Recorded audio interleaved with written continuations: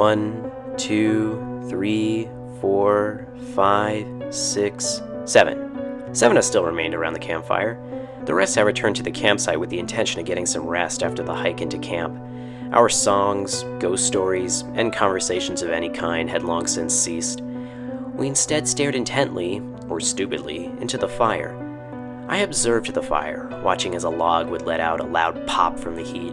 A flurry of sparks would then release from the log and ascend, illuminating the hills beside the valley, and then ultimately rise into the stars. I smiled as the sparks now resembled the stars of a newly formed constellation. I looked down at the fire, which was close to dying, and then that's when I saw that no one was there. The campfire circle was deserted. I don't remember seeing anyone leave. Then again, I wasn't really paying attention. I got up from my tree stump and tried to find our campsite. Earlier today, I had made a note to myself that my bright orange tent was visible from the campfire. However, I couldn't see it. I didn't know which direction the campsite was, and the foliage was too thick to see through. So I decided to climb the valley hillside, hoping that the elevation would help me see the campsite. The hill had a very gradual incline, so traversing it was fairly easy. I frequently looked back to see if I could spot the campsite. However, the combination of the tree line and the darkness prevented me from locating anything man-made. I eventually stopped looking behind me and instead continued to walk up the hill. That's when the fear began to set in. There is a certain feeling of loneliness one feels when left alone in the woods at night. Part of that is due to the common fears of darkness, wild animals, or simply getting lost. However, when you are surrounded by woods in all directions, you begin to develop a sense of disorientation. Is this all there truly is in existence?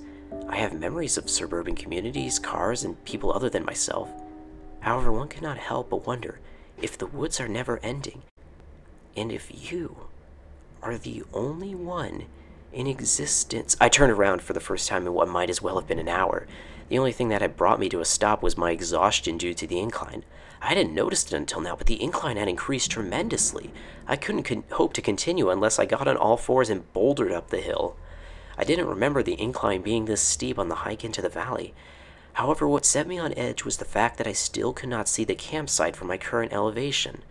I looked out across the valley and looked for a clearing in the tree line. And then I spotted it. In the center of the valley, I could see a clearing next to the dot that in the distance that was my campfire, but something wasn't right. Although it was dark, most of the time I could still make out some resemblance of terrain, whether that be a white boulder, the leaves of the tree, or even the campfire that I had left burning. However, the clearing that I saw appeared to have no terrain. It looked like an empty black void. At that moment, I began to lose my balance and grabbed onto a nearby tree for support. The terrain wasn't just increasing with elevation, it was slowly moving on its own in a subtle manner that I had not noticed until now. I grasped the tree that was almost parallel with the valley. That's when it hit me. The gaping hole where our camp used to be, the rapidly increasing incline of the hill, and the basin-like structure of the valley. The bark that I was holding onto gave way and I began to fall towards the center of the valley. No, it wasn't a valley. It was a mouth.